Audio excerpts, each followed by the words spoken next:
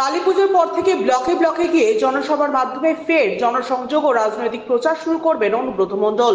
তার সঙ্গে সকলকে সঙ্গে নিয়ে একসঙ্গে জেলা পরিচালনা করা হবে বলেও জানান তিনি। যদিও আগের তৈরি কোর কমিটি এখনো কার্যকরী থাকছে নাকি বাতিল করা হচ্ছে সে বিষয়টা স্পষ্ট করেননি অনুব্রত।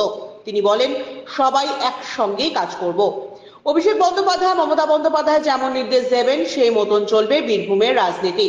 অনুব্রত মণ্ডল ফিরে আসার পর থেকেই কাজল শেখের সঙ্গে তার দ্বন্দ্বের বিষয়টি সামনে আসছিল বারবার, কিন্তু এ ব্যাপারে একদিকে যেমন কাজল শেখ সরাসরি বিষয়টিকে উড়িয়ে দিয়ে অনুব্রত মণ্ডলকে তার অভিভাবক বলছেন, তেমনি এদিন অনুব্রত মণ্ডল সকলকে সঙ্গে নিয়ে শান্তিপূর্ণভাবে কাজ করার বার্তা দিয়েছেন।